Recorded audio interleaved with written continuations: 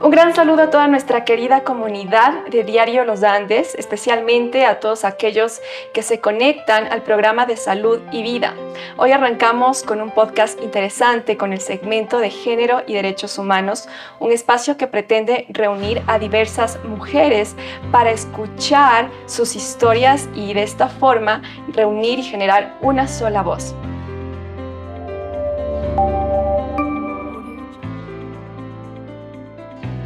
Hoy iniciamos con un tema imprescindible que es necesario abordarlo, como es el rol de la mujer en el entorno del emprendimiento y de la empresa. Es un tema que usualmente no se sabe tocar porque aún seguimos en una sociedad en la cual percibimos un sistema de desigualdad. Aún nos damos cuenta que los roles que ejercen miles de mujeres en el mundo son totalmente distintos o apartados de la sociedad como tal. Las mujeres todavía continúan ejerciendo trabajo no remunerado en casa, continúan maternando y todavía tenemos estados que no reconocen esa labor y ese trabajo de cada una de las mujeres. Peor aún, en esta situación y este entorno, como madres, como mujeres que ejercen un trabajo que no es reconocido, es mucho más difícil el poder verlas como empresarias o emprendedoras que inician procesos de transformación social en marco a esta especificidad. Y para ello hoy vamos a hablar, tengo junto a mí a dos grandes mujeres que desde su experiencia nos van a comentar un poco cómo ha sido emprender en su localidad, cómo ha sido generar empresa. Y para ello quiero saludar esta noche a Natalie del Pozo. Nati nos acompaña. Nati tiene justamente dos empresas relacionadas, la una a lo que es belleza integral y también al tema de salud. Ya le vamos a dar paso a Natalie. También quiero saludar a Dayanara Proaño. Ella también es una mujer emprendedora que también trabaja en todo lo que se refiere a belleza integral y justamente su valor agregado es el hecho de hablar desde también la migración, ¿no? Dayanara no es de Riobamba y también nos va a hablar un poco desde esta mirada de estos riesgos y desafíos. Para ello, chicas, las saludo esta noche. ¿Cómo están? Gracias. Gracias, Dale, por la invitación. Coméntenme, hoy vamos a conversar libres, tranquilas. Queremos que la audiencia también se identifique con este espacio y se conecte justamente con cada una de nosotras. Y vamos a iniciar contigo, Natalie. Cuéntanos un poco, antes de hablar sobre el tema específico de lo que ha sido emprender, de lo que ha sido arriesgarte en el mundo empresarial, ¿cómo tú has percibido justamente esta desigualdad social ya desde tu experiencia personal?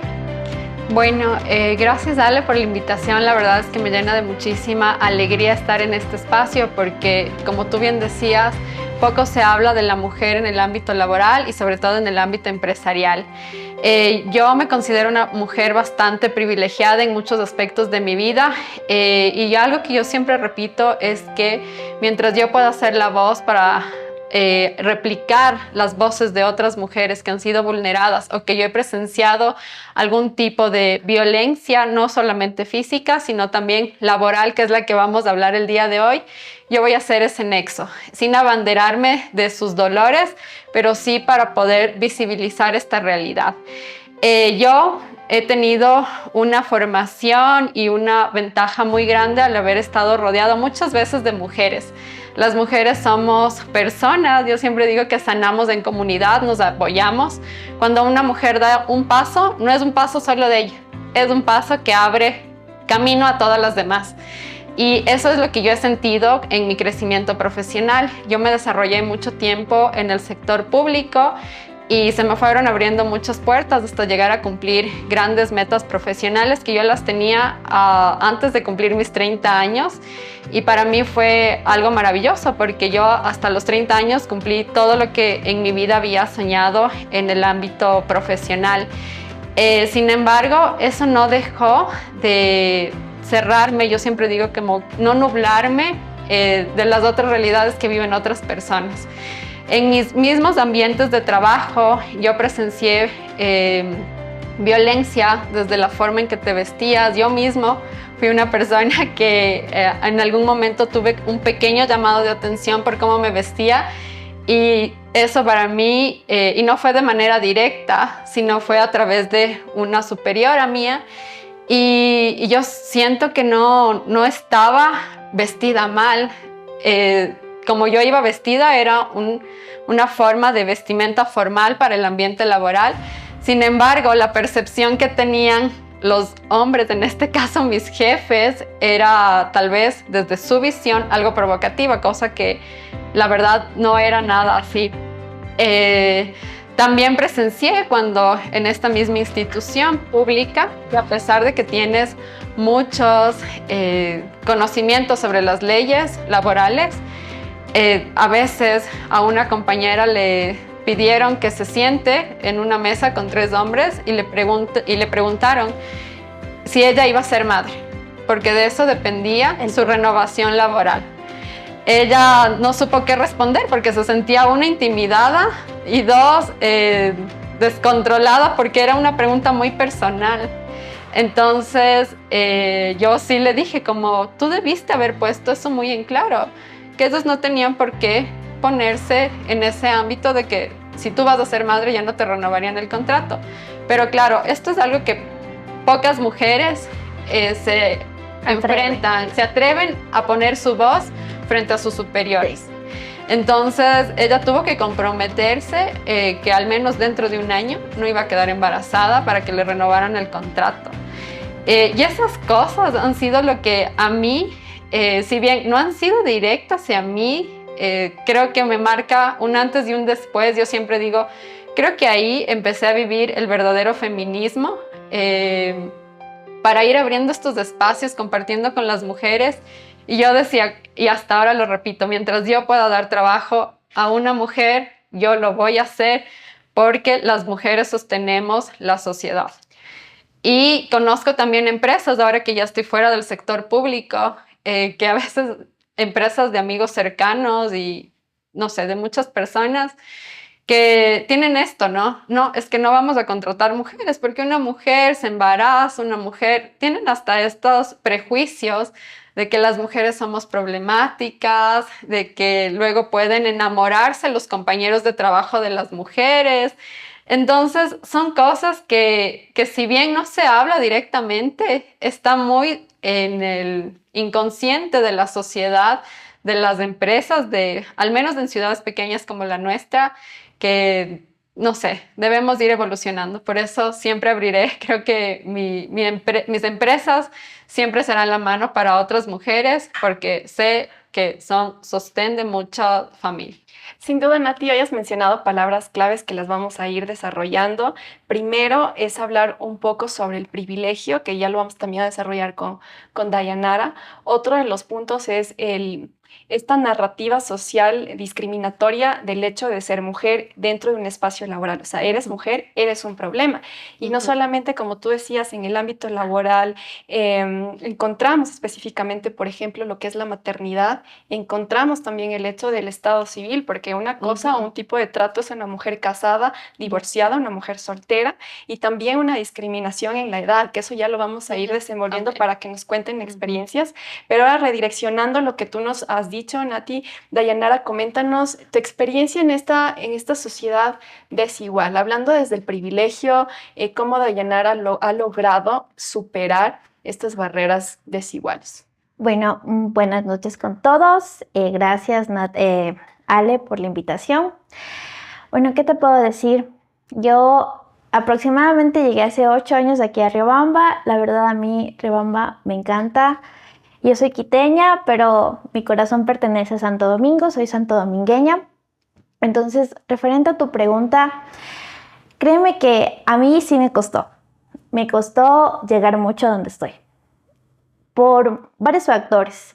Yo vine con la ilusión de estudiar en la Politécnica, pero por varias circunstancias, por el mismo hecho del tema de la sociedad como está hoy en día hacia la mujer, yo tuve que suspender mis estudios. Sí, entonces yo me dedicaba a trabajar, yo soy manicurista, ya trabajo aproximadamente 8 años en esto. Y sí, o sea, es un poquito duro porque yo soy mamá, entonces la maternidad es algo duro, es algo muy duro, es algo hermoso, pero es algo muy duro. Y uno como emprendedora a diario sí se encuentra un montón de cosas, y como lo dijo Nati, si uno como mujer no se apoya, creo que no salimos.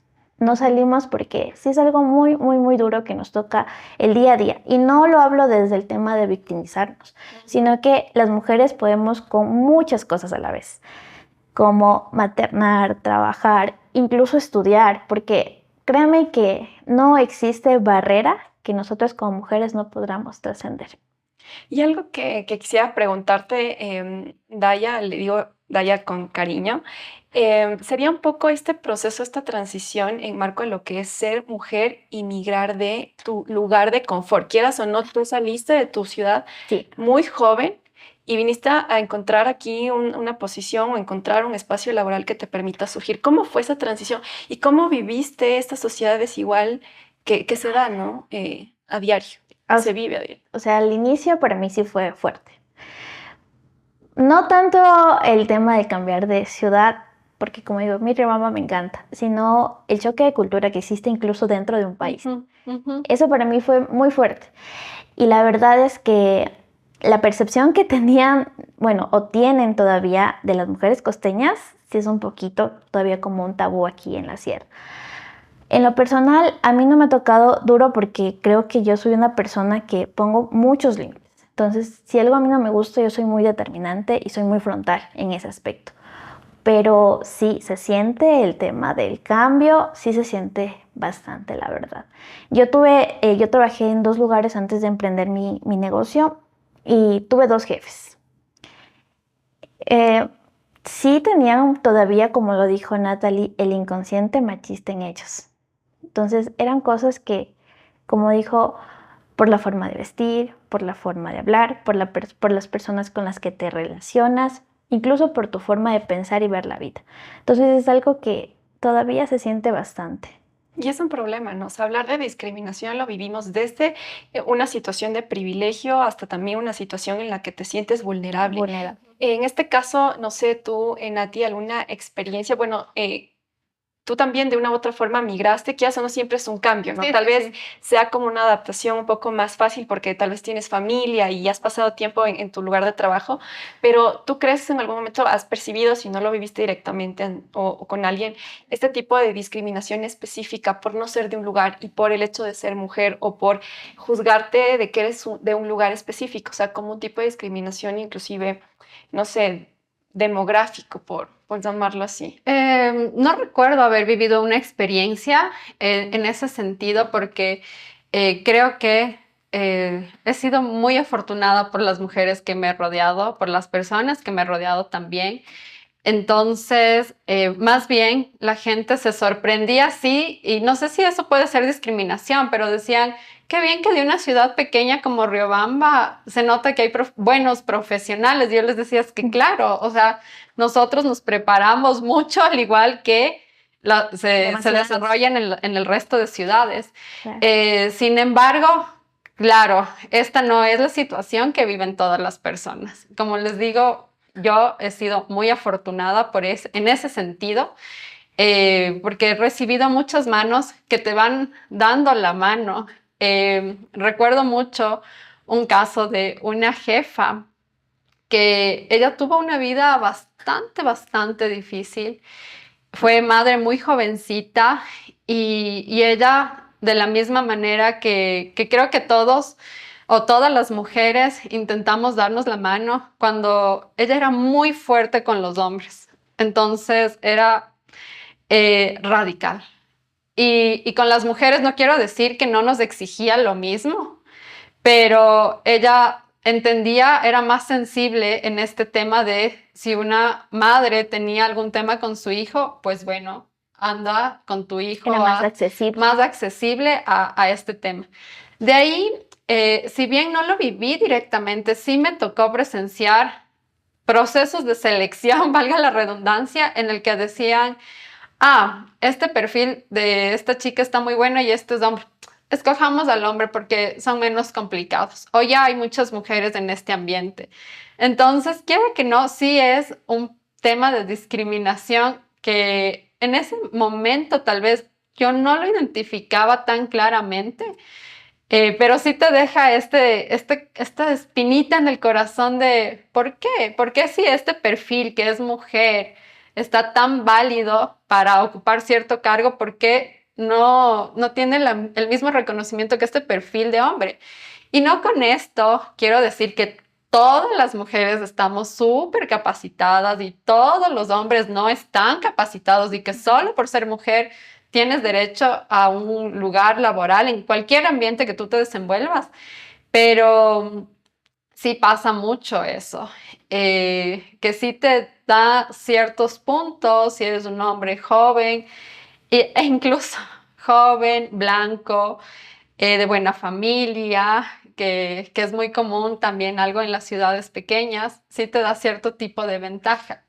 Lo que yo he sentido al haber trabajado mucho tiempo en Quito, que fue donde yo me desarrollé profesionalmente la mayor parte del tiempo, es que muchas de estas cosas a veces se van dejando de lado y tus cualidades profesionales van más adelante que cualquier otra cosa. Eso es algo que a mí me gusta mucho de Quito. Si bien estuve muchos años allá, yo sentí que no valía por quién tal vez era o de dónde venía o las cosas que hacía, sino porque mi profesionalismo era mi carta de presentación, porque allá nadie me conocía. Entonces, eso fue algo que sí me llenaba de orgullo cuando llegaba a ciertos lugares de trabajo y decía, qué bien, estoy logrando esto por mí, en un lugar donde casi no me conocen o tal vez me refirió a alguien, pero vieron mi experiencia y ya con el trabajo diario fui demostrando que era capaz. Pero sí pasa en muchos ambientes que claro, dan esta preferencia a los hombres. No, sin duda, esto se vive a diario, ¿no? Y hay veces que se dan pues estas luchas discursivas en marco a lo que los hombres piensan del por qué por ser mujer tienes que tener un espacio laboral. Y yo siempre respondo a esos cuestionamientos diciéndoles por el simple hecho que sí, ser mujer en la actualidad todavía sigue siendo un proceso de vulnerabilidad. Las mujeres estamos en un estado de vulnerabilidad por el hecho de ser mujeres. Como digo, o sea, un hombre básicamente es su carta de presentación siempre suele ser su currículum o lo que ha hecho o lo que ha logrado. Pero las mujeres, a pesar de tener un currículum en el ámbito laboral específicamente, tener un currículum pesado, siempre está la foto de por medio, quién eres, qué tipo de piel tienes y si eres soltera, casada, divorciada, y empieza pues este proceso de segmentación en la cual es un proceso de discriminación sin duda que no permite que las mujeres obtengan oportunidades. Por eso también tocaba muchísimo esta reflexión del privilegio, que me parece algo valioso que tú lo puedas mencionar, porque es muy difícil primero reconocerlo. O sea, dentro del feminismo como tal, es muy difícil que nosotras como mujeres digamos, sí, yo tengo un tipo de privilegio y he logrado esto por ciertas circunstancias a otras mujeres, ¿no? Entonces, también el reconocerlo da un valor agregado y creo que eso también permite que otras mujeres se sientan identificadas. Por eso justamente hay un contraste en el hecho de cómo unos logramos superarnos y cómo otros no. Ahora, tocando el tema de la maternidad, que me pareció algo interesante que tú, Daya, nos tocaste en esta entrevista.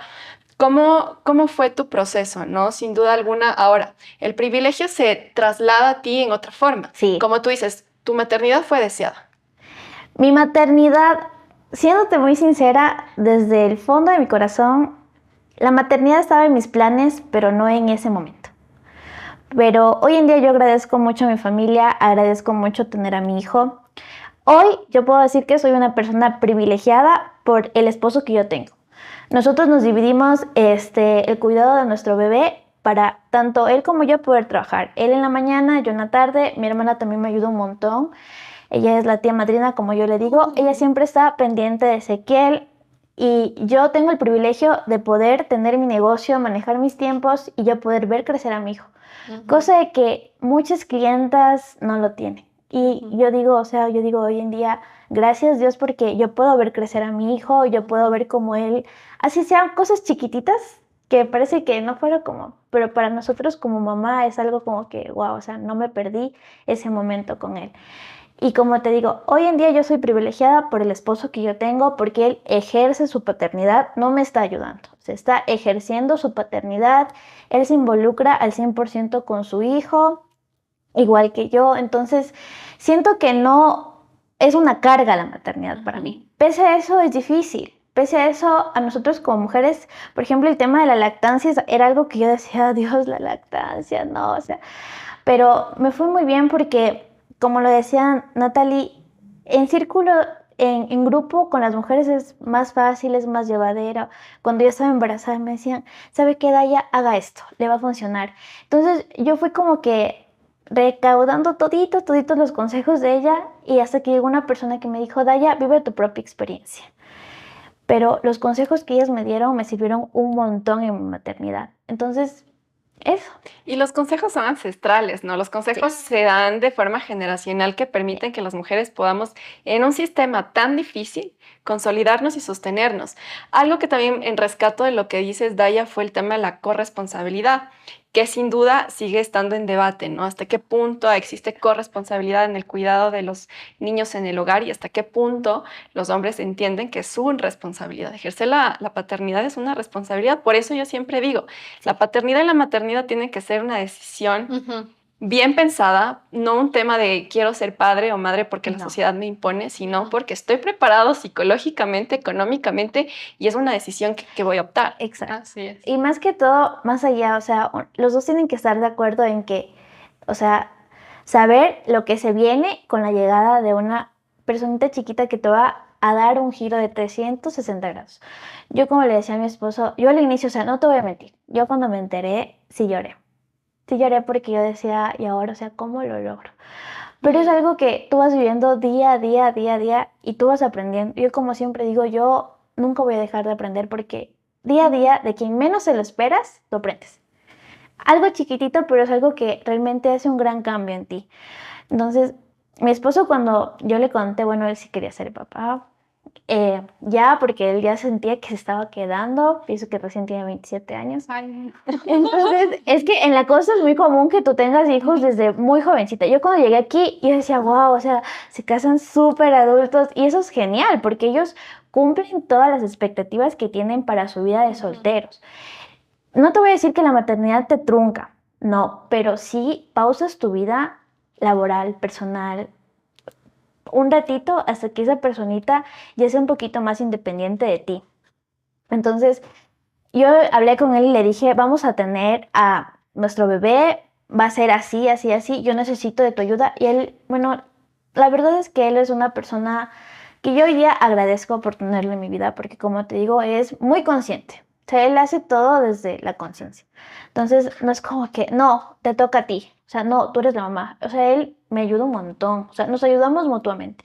Y creo que de eso se trata la maternidad y la paternidad. De ejercer juntos. Y la igualdad, Y la porque igualdad, el debate nace ahí, ¿no? Si realmente hombres y mujeres entendiéramos desde estas vocerías, porque yo digo, más allá de un espacio en el que vamos a decir, sí, las mujeres podemos, es un espacio para que ustedes puedan ver las vivencias y también reconocer en qué estamos fallando y también promover el proceso de igualdad, que es lo que se necesita. Entonces, tu caso en específico es un caso también de privilegio, porque el reconocimiento de la igualdad y ejercerlo dentro del espacio privado que es el hogar, es un privilegio que no se da y que miles de mujeres no tienen. Pero otro punto también que tú reconoces y que es interesante mencionarlo en este espacio es el hecho del pensamiento generacional, del hecho de rayos, soy mamá, ¿ahora qué hago? Es una narrativa muy fuerte, porque ¿por qué las mujeres todavía nos cuestionamos en marco de quiero maternar, pero cuando ya pasa, ¿qué hago? O como dicen entre comillas, ¿no? Se fregó todo, mi vida se acabó, ya profesional no puedo ser. Es que eso es lo que, por ejemplo, yo ahorita que soy madre, eso es lo que te tienen dicho, o sea, ¿vas a ser mamá? No, te fregaste la vida. Así. Y créeme que eso es mucho desde la perspectiva de cada persona, porque, o sea, yo desde mi punto, como le digo, yo agradezco y bendigo que mi hijo llegó a mi vida, porque realmente, como le digo a mi esposo, es hasta una razón para ir a trabajar. Porque, o sea, hasta que no te pasa es como que dices, no creo que sea así. Hasta que te pasa y tú dices, no, o sea, yo tengo que centrarme, yo tengo que... Y como te digo, o sea, yo creo que la maternidad más allá del tema sí tiene que ser deseada. Porque nosotros no podemos enfrascarnos en decir, no, ya lo tengo y veamos qué pasa. No, uno tiene que ser muy consciente que está criando un ser humano, que ese ser humano se va a quedar aquí y no podemos hacerlo o tomarnos a la ligera. Porque si yo como mamá, o sea, no estoy preparada psicológicamente, yo voy a pasar mis traumas a mi hijo y mi hijo a sus hijos y va a ser una cadena. Y muchas veces es así. Yo con mi esposo, este año de vida de mi hijo, hemos aprendido de que sanar nuestra infancia es cuidándola de él. O sea, cuidándola de él. Y uno como papá dice, rayos, esto mi papá o mi mamá no lo hicieron bien, pero es algo que tú perdonas y no lo repites. Porque muchas veces es un patrón que se sigue hasta que tú dices basta. Hasta aquí llegó esto y no lo quiero repetir con mi hijo. Y hace poco yo veía unas historias de Nati en sus redes sociales, que tienen que seguirla y más adelante ustedes anunciarán sus redes. Veía unas historias que tú compartías con todas tus primas, hermanas, toda tu familia, pero específicamente la comunidad femenina. Sí. Y decías y destacabas mucho el rol de alguna de ellas que son también emprendedoras, son madres y han ejercido procesos fuertes, pero ahora son mujeres que han sostenido su familia. Cuéntanos un poco de esa vivencia y también, pues, cuál es tu pensamiento en marco a lo que es maternidad deseada. Ya, yo primero que nada, yo en cualquier espacio en el que estoy cerca de una madre, yo siempre le digo, yo te admiro. Yo no sé cuál sea tu situación, pero el hecho de que tú seas mamá y que estés trabajando y que estés haciendo tantas cosas es algo que yo no dejo de admirar nunca en una mujer. Si bien en los hombres también la paternidad les transforma, pero puede sonar súper machista este comentario, pero un hijo es de la madre, así como lo dicen. Entonces, eso va a estar toda tu vida, tu hijo te va a acompañar, ese sentimiento va a estar ahí presente. Yo no soy mamá y por eso siempre yo admiro cuando escucho hablar a las mamás. Yo admiro a mi mamá que tuvo 3 hijas, obviamente, con mi papá presente y todo, y con todas las circunstancias que todas las familias pasan también de retos. Mi familia es, por los 2 lados, tiene muchas mujeres. Mis abuelas han sido mujeres muy fuertes. Hasta ahora las 2 viven. La una tiene 94, 95 años, la otra tiene más o menos 92, 93 años. Y a las 2 les tocó circunstancias de vida en la que la una tuvo que criar a sus 5 hijos sola porque mi abuelo falleció muy joven de diabetes, como a los 50, 60 años más o menos. Yo no lo conocí. Y mi otra abuela, sus 7 hijos, ella siempre fue igual, una profesional del sector público en esa época, en una oficina de correos, que ya era un privilegio hace muchos años trabajar en un puesto y mi abuelo también, al sector público. Y eso es algo que siempre que nos reunimos las 2 familias, es como maravilloso ver que venimos de mujeres fuertes, valientes. O sea, yo el otro día en un círculo de mujeres decía, yo admiro a las mujeres, a las madres, porque no hay perspicacia más grande que el de una madre. Ellas pueden hacer lo que sea por llevar el alimento a la boca de sus hijos y no importa la situación social en la que tú estés. Pero si te toca ir a hablar con el alcalde para conseguir algún puesto de trabajo para tu hijo, vas y hablas con el alcalde. Si te toca ponerte un puesto de pinchos en la esquina de la casa, te pones el puesto de pinchos en la esquina de tu casa. Y eso es algo maravilloso. No quiere decir que los hombres no lo hagan, también lo harán. Pero las estadísticas nos demuestran que las mujeres son las que más emprendedoras son, y un montón de datos que están a la disposición de todos. Pero eso, yo tengo una relación muy buena con unas primas, sobre todo que son muy cercanas, porque somos hijas, digo yo, somos casi hermanas, porque son 2 hermanos de una familia casados con 2 hermanos de otra familia. Somos literal las primas de hermanas. Y vernos y reconocernos y saber que compartimos una misma historia. Yo no fui tan consciente hasta hace unas semanas que estuvimos en un ambiente familiar y dije, qué maravilloso poder compartir con la misma familia, con las mismas experiencias, con lo mismo. Y ahí yo siempre les digo, yo lo mismo que les digo a ustedes, les digo a ellos, yo admiro a las madres que son, porque ser madre no es una decisión fácil. Y ahí voy a la respuesta de de una maternidad deseada. Yo todavía no soy madre. Yo creía que iba a ser madre joven. Yo decía, máximo hasta los 30 yo tengo un hijo, sea adoptado, sea de donde sea. Yo me casé igual como a los 26 años, entonces también ya tengo algunos años de matrimonio. Pero ha sido este proceso de irme conociendo y mi esposo también, de ir entendiendo el tema de decidir tener un hijo. Claro. Entonces, si bien antes yo estaba segura que quería ser madre, segura, pero tal vez esta seguridad venía del hecho de la construcción social en la que crecí, en donde crecí, de cómo me eduqué. Y ahora no te podría decir que tengo una respuesta de sí, voy a ser madre o no voy a ser madre. Pero lo que sí decidí es que si llego a ser madre, va a ser cuando yo en este momento estoy como en una etapa de construcción, de autoconstrucción mía. Nuevamente, es un privilegio que tenga este tiempo de sentarme y decir, yo quiero ser esta persona. Entonces, de este momento yo digo, me lleno de experiencias y cuando yo sienta que mi vida yo esté equilibrada de alguna manera y me sienta lista, será ese el momento en el que yo decida y le diga a mi esposo, seamos padres y que él obviamente también desee. Y eso no quiere decir que si un hijo llega en cualquier momento, yo también soy fiel creyente de que un hijo es una bendición en cualquier momento de tu vida. Yo admiro a las madres jóvenes, admiro a las madres ya mayores, porque un hijo siempre llega a transformarte de todas las maneras posibles. Entonces, tampoco me cierro a eso, pero coincido en que una maternidad, paternidad debe ser escogida.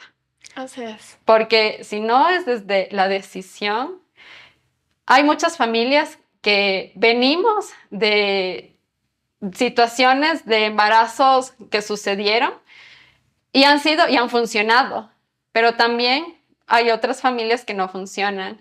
Entonces, para mí sí, la decisión de ser madre y padre debe ser una decisión en conjunto, porque no es solo de tener un hijo y ya, Claro, sino de construir un sobre hogar. todo decidir y ser conscientes, porque muchas personas dicen, sí, quiero un hijo, pero y después, o sea, no Está bien. Exacto. Y ese es el eslogan que hoy lo enmarcamos aquí y es justamente promover las maternidades deseadas, pero claro, también se acentúa un poco a los contextos sociales, ¿no? El desconocimiento y la falta de educación en derechos sexuales y reproductivos hace justamente que existan maternidades no deseadas. Y es un problema de Estado que sin duda todavía se tiene que corregir.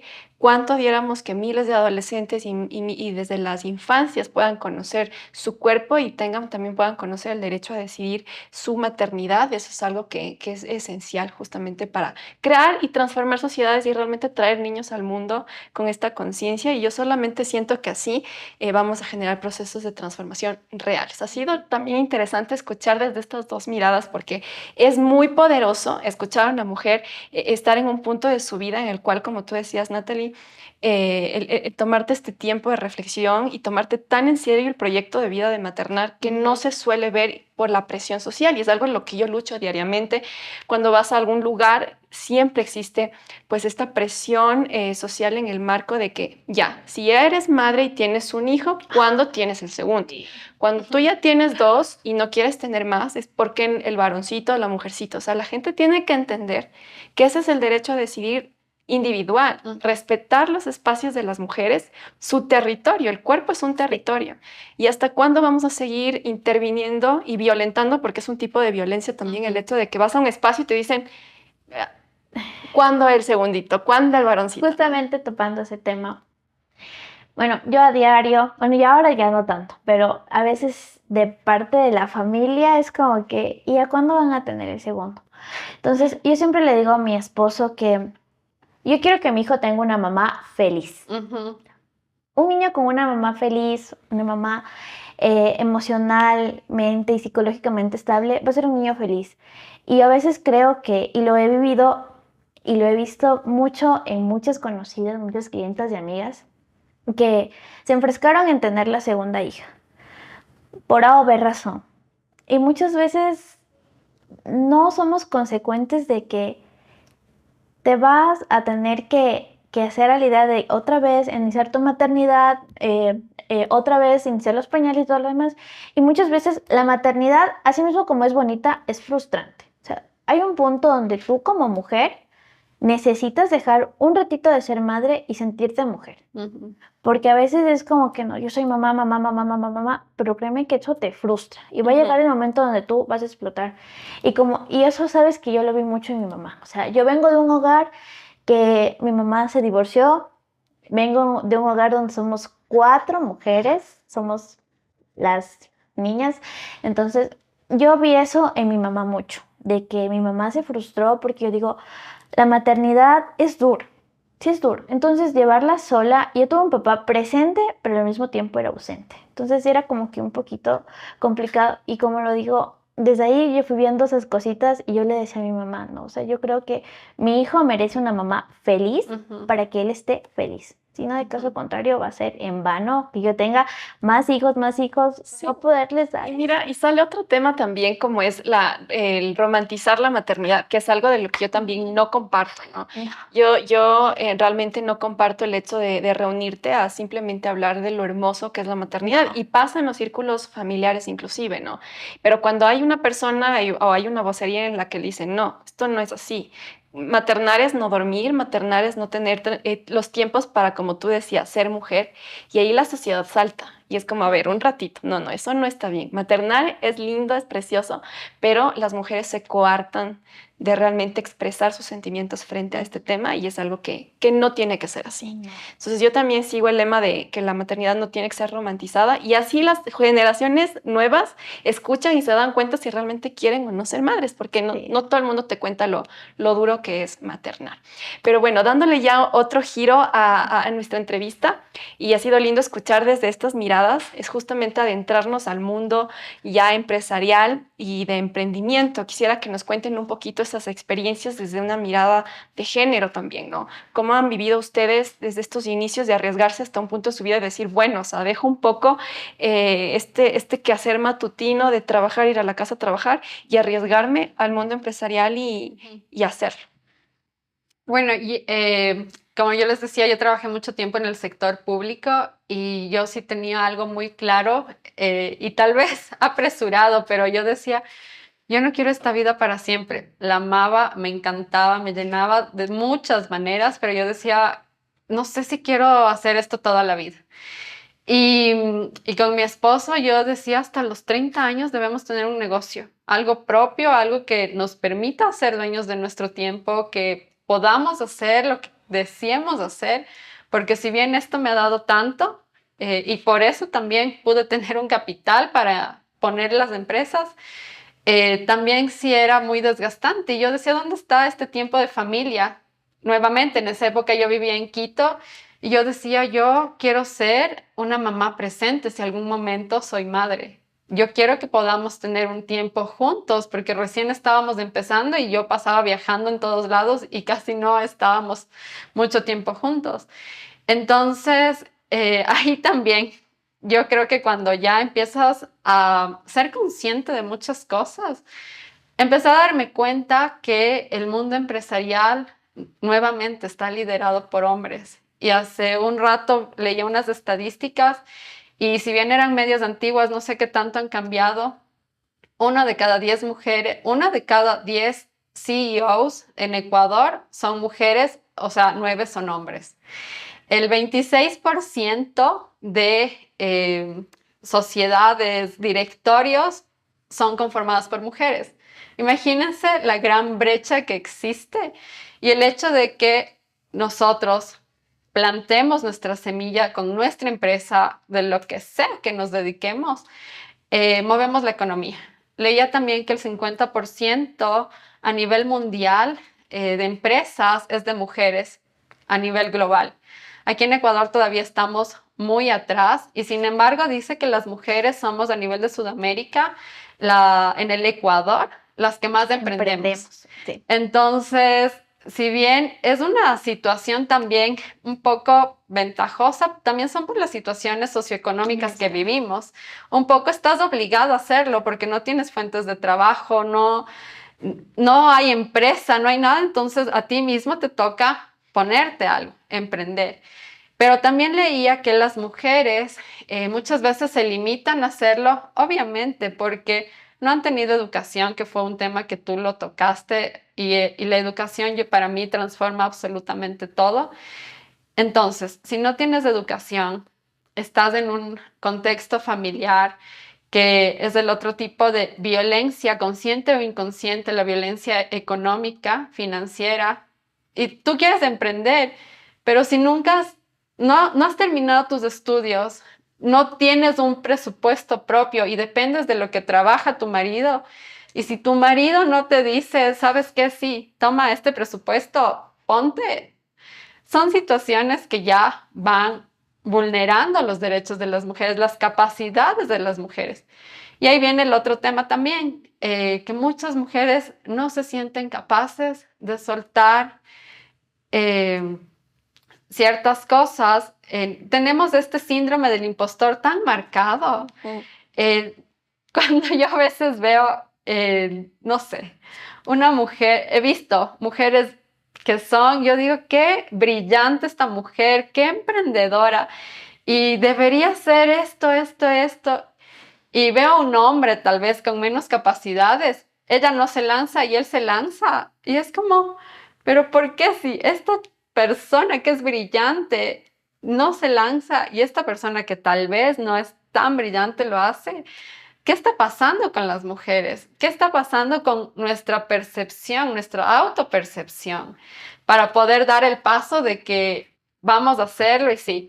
Y también ahí tengo otro punto que lo he venido trabajando también, porque si bien las mujeres lo podemos todo, creo que también este tema de, sí, yo soy madre, soy empresaria, soy estudiante, sí lo podemos, pero también existe la corresponsabilidad de quien es tu círculo de apoyo, tu esposo, tu familia, porque si no viene una carga mental tan pesada para las mujeres y nos frustramos, y es lo que tú dices. Ahí no soy ni física ni psicológicamente estable ni de ninguna manera. ¿Cómo educo, cómo creo un ambiente familiar sano? Y mira, ese tema es fascinante el que acabas de tocar, Natalie, porque ahí nos adentramos a lo que es el trabajo no remunerado, que sigue recayendo en las mujeres y en la maternidad. Es algo de lo que yo también mucho discuto y yo digo, en vez de estar peleando en este momento sobre espacios laborales que necesitan ocupar las mujeres, debemos pelear por el reconocimiento del trabajo en casa. Una mujer que reciba o perciba una remuneración por el Estado, por el cuidado de seres humanos, porque la mujer no solamente cuida a sus hijos, sino también cuida, y hay que ser realistas, a sus parejas. Entonces, ese tiempo de cuidado, ¿cuánto lleva para esa mujer en pérdida económica y profesional? Y de años, o sea, Y es de el años. tema de, bueno, yo aparte del estudio también tengo una academia donde doy clases, y lo que yo les digo siempre a las chicas, siempre soy muy enfática y siempre les estoy dando ahí, aunque ellas es como que ya, profe, ya, pero la independencia económica es fundamental como mujer para tú salir de cualquier situación en la que tú te encuentres como esposa, como hija, como madre, porque muchas veces, ¿qué pasa? Las chicas que, bueno, atraigo mucho este tipo de mujeres porque siempre me tocan mis alumnas de esta forma o clientas y es como que, profe, lo que pasa es que, prove, no tengo porque no me quiere dar. Y yo cuando escucho eso, a mí se me parte el corazón porque yo digo, son mujeres talentosas, son mujeres que pueden lograr cosas increíbles, pero muchas veces por el factor económico se limitan. Y eso es lo que yo siempre les digo, chicas, su independencia económica va a ser fundamental para que ustedes salgan de cualquier circunstancia en que se encuentren. Y no, y justo hablando ya un poco de los espacios que ustedes han creado, no solo empresariales por brindar fuentes de trabajo a mujeres, sino también espacios seguros, ¿no? Que es lo que vamos a hablar más adelante. Pero en este tema específico, Daya, tú nos comentabas también el hecho de cómo la dependencia económica dentro de los testimonios de tus clientas hace que no puedan salir de un círculo de violencia. Porque no solamente hablamos de la dependencia emocional, sino de violencia física y de muchos otros. Yo creo que el tema de la independencia económica es uno de los factores número uno, estoy casi segura que es número uno de el por qué muchas mujeres siguen aguantando ese ciclo de violencia, porque Hace años en Santo Domingo tenía una clienta que ella me decía, oye, es que no me puedo ir a ningún lado. Ella vivía en una jaula de oro, prácticamente. Entonces yo le veía y yo le decía, ahí te hablo que yo tenía 17 años y yo ya tenía el pensamiento que tengo hoy en día. Me decía, no, es que yo no me puedo ir de aquí. Yo no tengo a dónde ir, yo no sé hacer nada. Y yo le decía, no, usted es capaz de hacer muchas cosas. Y como te digo, o sea, a mí sí se me partió el corazón porque estás tan vulnerables a tantas cosas por no tener dependencia financiera.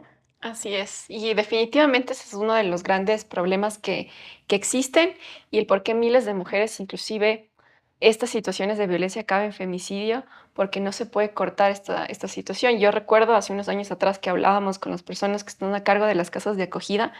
Hablamos también desde una mirada interseccional, ¿no? O sea, no es lo mismo lo que pasa a una mujer del campo, una mujer indígena, a una persona con algún tipo de privilegio. Pero, digamos, si nos contaban algún testimonio sobre las mujeres indígenas, las mujeres no se iban por eso, ¿no? O sea, era muy fuerte, sufrían maltrato físico, psicológico y de todas las violencias posibles, pero ellas regresaban a su casa solo porque no tenían que darles a sus hijos. Entonces, ante eso, ¿cómo haces, no? Y solamente generando, obviamente, políticas públicas que permitan este amplio fomento de trabajo, que eso viene en el siguiente podcast, por cierto. Daisy Yukilema, quien fue asambleísta por Chimborazo, nos va a acompañar, quien también impulsó lo que fue la ley Violeta, que justamente habla sobre este tema de cómo fomentar estos procesos económicos en las mujeres, pero eso queda para el podcast que viene, pero alusiona a eso. No sé qué... Y ahí sí, justo, Ale, uno de los temas que tiene que ver con la empresaria mujer, justamente no hay acceso a financiamiento. ¿Por qué? Porque ¿qué institución financiera va a darle un crédito a una persona que no tiene un historial crediticio, que no ha tenido un ingreso fijo durante muchos años? Entonces se vuelve una limitante también. Que muchas mujeres querrán emprender, pueden tener todas las ganas, pero no tienen el soporte económico porque desde el Estado y todo no existe una política que te permita a ti sacar un préstamo y ponerte tu empresa. Eso es verdad. Bueno, yo puedo decir que eso es verdad porque, bueno, yo tengo como que un pequeño eslogan en mi espacio, en mi lugar. Yo siempre digo que mi lugar es creado por mujeres que inspiran, para mujeres que inspiran. Porque yo tengo una persona que fue esa persona que confía en mí para yo poder emprender. Porque sin la confianza de esa persona, yo no estuviera aquí, yo no estuviera conversándoles. Y era una mujer. Y era una mujer. Y es una clienta que ahora es mi amiga, que ella confió en mí y ella dijo, Daya, hagámosle. O sea, ella fue la primera persona que yo puedo decir, confió ciegamente en mí y me dijo, Daya, ¿cuánto necesita? Y yo, vale esto. Y pude salir. Porque si hubiera sido por otras personas como ella, como Nati dice, ¿quién le da un crédito a una mujer que no tiene historial crediticio? Entonces, yo mis primeros créditos, ella fue mi asesora, Daya, yo te ayudo, Daya, hagamos esto. Y fue ella quien me pudo ayudar para yo poder hoy día tener mi negocio, estar donde estoy. Porque Qué hermoso. es muy duro. Y es eso, y también hablábamos el hecho de conocer lo que es el mundo empresarial. Es muy limitado ese conocimiento. Hablábamos contigo, Nati, recuerda el hecho de cómo patentar una marca, qué es un proceso de planificación para la creación de tu propia empresa. Son conocimientos que son ausentes en las mujeres y cuando se habla de eso es como, no, que de eso háblele a mi esposo. Ajá, sí. Él se encarga. Él se encarga. Eso pasa muchísimo, justo una de las limitaciones, y creo yo que es de lo que debemos trabajar las mujeres que tenemos la potestad y algo de experiencia, no sé, bueno, no sé si potestad es la palabra, pero que hemos transitado algo y nuevamente, si hemos dado un paso, ese paso que abre el camino a las demás. Yo soy fiel creyente de que si tú sabes algo, el conocimiento es universal y debes compartirlo de la manera que sea para que llegue a las personas adecuadas y que saque todo su potencial. Me encantó tu historia, Daya, de esta persona que te dio el crédito a ti, porque debe haber visto una magia que ha de haber dicho, tengo que apoyarle porque ella lo va a multiplicar 10 veces 10. Entonces, Y es muy importante el tema de educación nuevamente, porque no se habla de proyectos, poco sabemos de educación financiera, poco sabemos de llevar un negocio y muchas veces también. Nuevamente, yo vengo del sector público a ponerme una empresa. Es un conocimiento totalmente diferente que nos tocó ir en la marcha. Teníamos una idea bonita, pero ya en la marcha te vas encontrando con muchas cosas La que nadie te realidad. enseña. Es como que Nadie te la enseña realidad. y que tú misma tienes que ir investigando, que los permisos y todo, y eso es súper importante. Y ahí viene el tema de innovación, el tema de educación en TICs y en todo esto. Y el mundo va cambiando tan rápido que puedes tener una idea estupenda, pero si tú no evolucionas al mismo ritmo del mundo, te vas quedando atrás. Entonces, nosotros en Aura sabemos decir, si una mujer está bien, todo a su alrededor está bien. Pasa también por esto, porque la mujer aprenda, se eduque y si bien recae, puede recaer un peso en ella, es un peso que lo vale 1000 veces la pena, porque la sociedad lastimosamente se sostiene en la mujer, se seguirá sosteniendo en la mujer, porque en las mujeres inicia y termina la vida.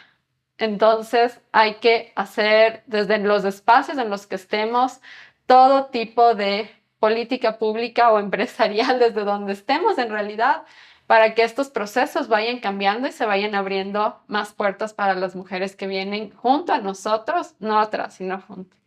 Hermoso lo que nos dice Nati, recogemos su frase que la vida empieza con la mujer y termina con la mujer y definitivamente eso se ha evidenciado. Ya para ir como cerrando este bloque, quisiera también que ustedes nos comenten sobre lo que ha sido construir espacios seguros. Yo siempre he valorado el hecho de que no solamente se trata de emprender, porque emprendimientos hay muchos, pero el desafío es el valor agregado a ese espacio. En este caso, al ser un espacio de género y derechos humanos, también hay esa preocupación de que no solamente creo mi emprendimiento, sino cómo hago que este sea un espacio seguro para mujeres. Entonces quisiera que nos puedan comentar cómo inicia tanto Proba Estudio como Aura. Ya, bueno, Proba Estudio, bueno, te voy a explicar un poquito de por qué el Proba Estudio. Antes era Dayanara Proaño. Yo trabajo con mi hermana, entonces dije, no, se me hace muy egoísta ser Dayanara Proaño y que ella ya esté trabajando conmigo. Entonces, yo siempre trato de que mis hermanas, yo, niña, no quieres hacer esto, niña, no quieres aprender lo otro. Entonces, Proba Estudios, porque nosotros somos Proaño Barreto. Entonces, somos Proba Estudio. Bueno, retomando el tema de espacios seguros, yo creo que un plus que yo les doy a mis clientas es escucharlas. Yo siento que ellas, así sea que salgan de la oficina o dejen lo que tengan que hacer, ellas van un ratito a desahogarse. Yo creo que es muy importante ser quien las escuche, quien pueda, así sea, darles un consejo chiquitito desde mi perspectiva, como veo el problema que ellas tengan, para que ellas puedan como que decir, no, ¿sabes qué? Puedo con esto, puedo salir con esto. Porque sí tengo muchas historias a diario de muchas clientas que yo a veces digo, de lo que yo me estoy quejando es nada a comparación de los problemas que ellas tienen. O sea, se ha convertido definitivamente en un espacio de desahogo y seguro de las mujeres, porque a veces tal vez sea un pretexto inclusive el hecho de me voy a hacer las uñas, sino que voy para que otra mujer me escuche. Me escucha y es como que automáticamente comienzan a abrirse. Y yo yo siempre les cuento mi historia de cómo llegué aquí, de la situación que yo pasé. Yo pasé por una relación tóxica que yo después de que salí de ahí dije, ¿qué estás haciendo, Dayanara? Entonces es muy importante, yo siempre les digo, si yo puedo, usted también puede. Y podemos juntas, o sea, no es algo que nos vamos a morir, como que vamos a salir. De esta salimos porque salimos. Y en esa sintonía también Aura genera este espacio seguro, no solamente en el hecho de tal vez no escuchar directamente, sino que Aura genera espacios conversatorios de diálogo para escuchar la diversidad de voces de mujeres. Así es, cuando nosotros creamos Aura, es cuando yo decido regresar acá a Riobamba porque empezamos con mi esposo a emprender también en otro tipo de negocios y yo decía, en el tema empresarial, en el de negocio como tal, yo decía aquí en Riobamba no hay un centro especializado cejas y pestañas. Entonces yo en Quito me hacía A, B, C, D venía acá y no lo encontraba. Entonces dije, esta es una oportunidad de negocio que debo aprovecharla. Esa mente empresarial ahí y dije, voy a traer esto. Conversé con mi familia, con mis hermanas y mis papás y mi mamá dijo, yo tengo el lugar preciso. Vamos a preguntar si está disponible y eso. Nace este estudio de belleza, pero no queríamos que sea el tradicional porque nosotros, como si ustedes me conocen, nosotros somos, yo siempre digo, no somos las típicas personas tal vez o el estereotipo de una mujer que está en el mundo de la belleza, Sí. sino nosotros somos súper naturales, súper sencillas, espontáneas. Bueno, ahorita por la grabación, todo este tema, pero en realidad nuestro estilo de vida es muy sencillo y natural y toda la vida ha sido así. Entonces, hubiera sido muy contrario montarnos un estudio glam y todo lo que una persona se imagina cuando dice es un estudio de belleza. Teníamos muy claro que no iba a ser enfocado al tema de la vanidad como tal, porque la vanidad viene de vano, de vacío. Decíamos, no, nuestro enfoque tiene que venir desde adentro, desde el autoconocimiento, desde el autocuidado, para que la persona que va a Aura no sienta que está perdiendo su tiempo, sino que sienta que está cuidando de ella misma. Entonces, todos los procesos tienen un tema de autoconocimiento que es guiado, que les vamos fortaleciendo ahí, que hemos desarrollado un equipo también para que pueda guiar esto. Y decíamos, y esto tiene que ser un coworking también. Entonces, por eso nos hemos aliado con distintas marcas, distintas mujeres, han hecho talleres de ahí, hemos hecho cosas maravillosas, sin sesgo, porque sin envidia, porque eso es algo que lastimosamente también se vive en las ciudades pequeñas. Sí. Entonces, yo siempre digo, Aura es un espacio abierto para todos. Si alguien tiene un proyecto en mente y lo consolidamos y lo formamos, pues lo lanzamos. Y ese es como el eje del negocio como tal. Y no podíamos dejar de crear espacios de encuentro para mujeres, porque justamente, al menos hace 4 años y medio, 5, muy poco se hablaba de estos círculos de mujeres aquí en Riobamba, muy pocos encuentros había de mujeres que hablen más allá de lo que es la belleza, de lo que es la empresa, de lo que cualquier otro tema. No, sino de conocerte a ti mismo, de procesos guiados que te ayuden a sentirte tranquila en tu día a día. Entonces, siempre que podemos, a veces por el tiempo y los otros proyectos que llevamos paralelamente con mis hermanas, se nos limita un poco, pero este año nos propusimos hacer al menos un encuentro al mes, tanto en Riobamba como en Quito, de mujeres con distintas temáticas para ir conversando y eso es maravilloso. Yo siempre digo, el negocio es el negocio, pero lo que nos llena el alma es escuchar a cada mujer cuando te cuenta su historia de vida. Yo siempre digo, cada alma es única, cada alma brilla, por eso es Aura. Nadie se llama Aura en mi casa, si no le pusimos Aura porque cada persona tiene un color especial, un aura especial. Entonces, cada aura, cada alma que llega a nuestro local es tratada única y especialmente como el ser humano que es.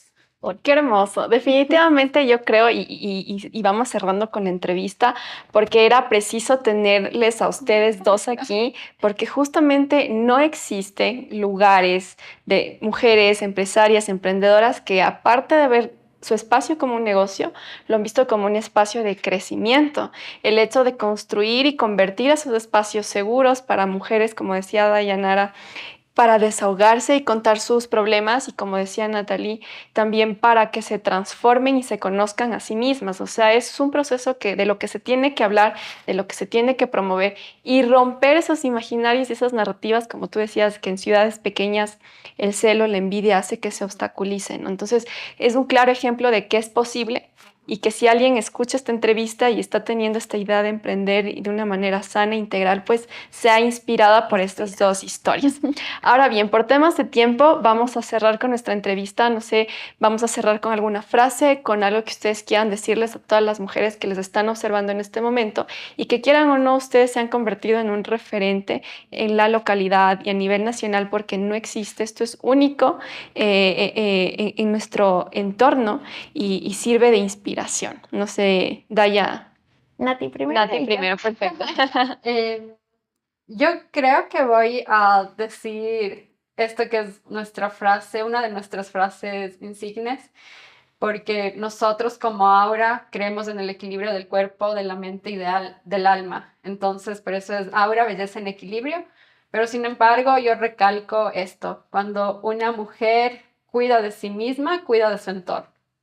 No hay más. O sea, cuando una mujer decide priorizarse a ella misma, es cuando la verdadera transformación empieza a suceder. Porque una mujer brilla cuando está bien. Y eso es lo que nosotros creamos en Aura, no solo en el local, sino tal vez también en nuestras redes sociales, que tenemos personas que nos siguen de todos lados y eso es lo que queremos transmitir y recordarles, que cuiden de ellas mismas. Bueno, yo, ¿qué les puedo decir? Que, bueno, si ustedes tienen un sueño, si ustedes tienen algo que saben que está ahí adentro en su corazón y es como que será, no será, será, no será. Yo me llevo una frase de una clienta, porque yo estaba en un dilema de regresarme a Santo Domingo o quedarme aquí. Y ella me dijo, Daya, nadie es profeta en su tierra. Y yo eso me lo llevo aquí porque yo he crecido mucho a lo largo de estos 8 años aquí en Riobamba, profesional, personalmente yo he crecido mucho. Así que si ustedes tienen un sueño, tienen algo de que así les digan, no, de eso no vas a vivir, porque eso me lo decían a mí. Y hoy en día es algo con que yo sustento mi hogar, me ha permitido muchas cosas, me ha permitido conectar con mujeres extraordinarias. Y yo amo mi trabajo porque es conectar con ellas, conversar. Y es algo muy bonito porque entre cada historia es como que uno va haciendo un caminito. Como que decir, esa persona me inspira, esa mujer me dejó algo. Y eso, o sea, sigan sus sueños, escuchen su corazón y no se rindan. Porque ustedes no saben a qué intento van a lograr y se van a lanzar al estrellato, por decirlo así.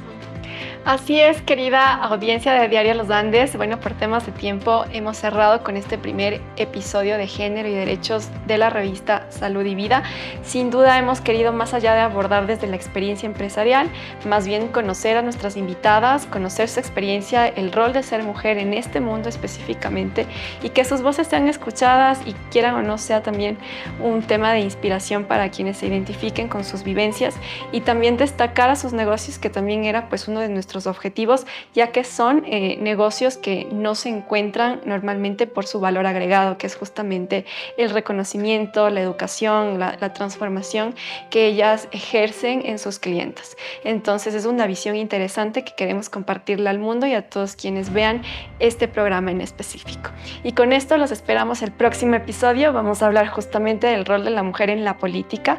Van a estar junto a nosotros mujeres maravillosas que han trabajado durante años por construir políticas públicas a favor de cada una de nosotras y que día a día siguen luchando en los espacios de decisión para transformar y reconocernos como sujetas de derecho. Así que va a estar junto a nosotros Rosa Ponce, Estefanía Camelos y también nos estará acompañando Daisy Yuquilema, ex asambleísta de Chimborazo, para hablar de esta ley interesante como es la ley Violeta, quien promovió en la Asamblea Nacional, y vamos a ver esos nuevos proyectos que tenemos para Chimborazo. Y con esto hemos concluido. Les agradezco y también quisiera que antes de culminar y despedirme y finalizar, ¿cómo podemos encontrarlas en redes sociales? Bueno, yo estoy como riobamba.nails_makeup. Nosotras, mis hermanas y yo, somos aura.ecuador en Instagram, en Facebook, y tenemos un podcast en Spotify que se llama Belleza en Equilibrio. Les esperamos ahí. Perfecto, chicas, muchísimas gracias por compartir este espacio, sus experiencias, sus vivencias. Sin duda alguna fue enriquecedor tanto para mí, para todas nuestras oyentes, y esperamos tenerlas en un próximo encuentro. Muchas gracias a ustedes y nos vemos en Salud y Vida.